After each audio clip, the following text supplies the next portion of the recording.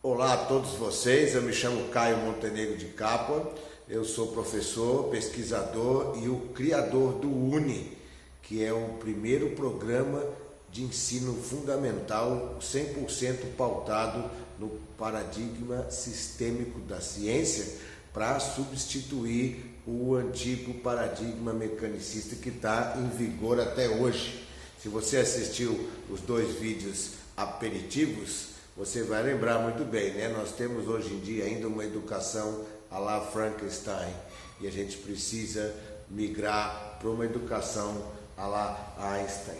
Então não foi só a descoberta da física quântica que mudou o nosso paradigma científico, várias outras também foram, e eu vou abordar isso na série de vídeos que eu estou lançando. São 10 vídeos, esse é o primeiro vídeo. Se você não teve a oportunidade de ver a lista, tá aqui, ó, são 10 vídeos. O primeiro é a história da criação do UNI, que é esse que você está assistindo agora. Depois é um resumo da história da educação no mundo, desde os primórdios dos povos originários da Terra até os dias de hoje, numa versão de 5 minutos. Mas para a gente entender como chegamos até aqui, porque precisamos mudar. A mudança de paradigma, o terceiro vídeo vai ser só sobre a mudança. Que mudança é essa? Qual a diferença do paradigma mecanicista para o sistêmico? O que mudou, né? Aí o processo de criação do UNI, como foi, né, enxergar essa necessidade, como foi compilar todo o material, estudar dezenas e dezenas de livros, ou seja, foi um trabalho bastante grande que eu quero apresentar também nesses vídeos para vocês, né? Depois conheça os livros que são a base do programa UNI, quais são os livros que são o alicerce, né, tanto científico quanto didático-pedagógico. Esses são os 5 primeiros vídeos para você ter uma geral. Depois entramos nos outros 5, que são vídeos mais aprofundados, né? O primeiro então é paradigma mecanicista versus paradigma sistêmico. Aí nós temos uma tabela comparativa para começar a trabalhar isso de forma mais clara.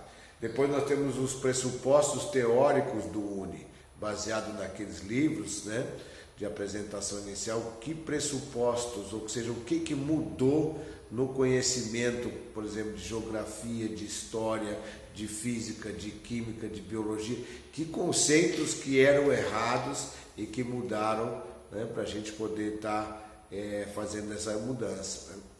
E depois nós temos aqui o material didático, como eu já falei no vídeo anterior, muita pesquisa, muito trabalho para encontrar material que seja adequado e também criar muita coisa que eu tive que fazer.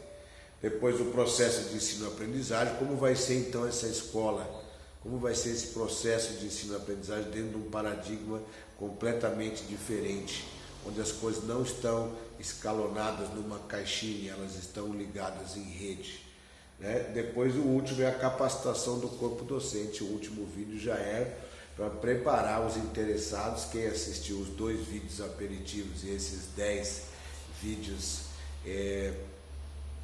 explicativos e quiser entrar no processo, vai poder assistir o curso realmente de como colocar o ensino fundamental dentro de um novo paradigma. Nós estamos em 2019, a ideia então é lançar em 2020, né? 2020 é uma coisa muito legal, um número muito mágico, e vamos tocar ficha então. Nesse primeiro vídeo, além de apresentar para vocês os 10, eu quero falar um pouco da minha formação, para vocês se habituarem e saber o que é para mim formação e como é que eu cheguei até aqui, né? A minha formação começou há 54 anos atrás, quando eu nasci, né? Começa pela família. Então, um dos motivos principais de eu estar aqui conversando com vocês hoje é porque eu tive a oportunidade de receber uma herança cultural, educacional rara, né? Por exemplo, meu pai e minha mãe. Meu pai, ele era professor de direito, meu pai era advogado, formado em letras em inglês, mas meu pai falava 12 idiomas fluentemente, 8 deles com fluência total e mais os outros 4 com fluência parcial. Então, meu pai falava russo, ele sabia ler chinês, grego, né, francês, alemão, italiano, era uma coisa assim absurda. E minha mãe era professora de piano clássico, então toda essa bagagem cultural fez parte da minha primeira infância. Pelo fato de eu nascer em São Paulo, na capital, isso também ajuda muito, porque você está num grande centro. E minha mãe, né, trabalhou muito bem isso em mim, de me levar a eventos. Então, desde criança eu pude ver muitos eventos, frequentava muitos lugares culturais de São Paulo, educacionais, o Parque Ibirapuera, o Planetário, com os museus. Então, eu sinto que isso, sabe, contribuiu muito e é uma coisa muito rara de se ter. Meu pai, por exemplo, ele me ensinava toda essa parte da filosofia. Meu pai me ensinava, por exemplo, a importância da origem das palavras, a etimologia, as palavras que vinham do latim, palavras que vinham do grego, o que elas significavam, que é uma coisa tão importante e que foge tanto do nosso ensino escolar. Então, minha casa em si foi um ambiente muito rico. Eu tinha minha tia-avó que morava perto de casa, que era apaixonada pelos grandes brasileiros, então ela me ensinou a amar aqueles que lutaram para construir o que nós temos hoje no nosso país. E o meu irmão mais velho contribuiu muito com a paixão dele pela música brasileira, ou seja, um ambiente muito rico, que depois ficou mais rico ainda na minha adolescência, quando nós montamos a minha banda de rock, que era o Vírus, e eu conheci o Renato e o Flávio, que são os membros da banda, e eles tinham um centro de estudos esotéricos, holísticos, assim, na época, né, começo dos anos 80. Aquilo me ajudou muito a entender esse universo que até então, naquele momento, ainda era considerado uma coisa mais voltada para a espiritualidade, para a religião e menos para a ciência. Mas aí, com a vinda, né, dos livros, por exemplo, o Tal da Física, que a gente vai falar muito, né, do Fritjof Capra, o físico que uniu as ideias da física quântica com as ideias das crenças orientais, como o budismo, o taoísmo, o hinduísmo.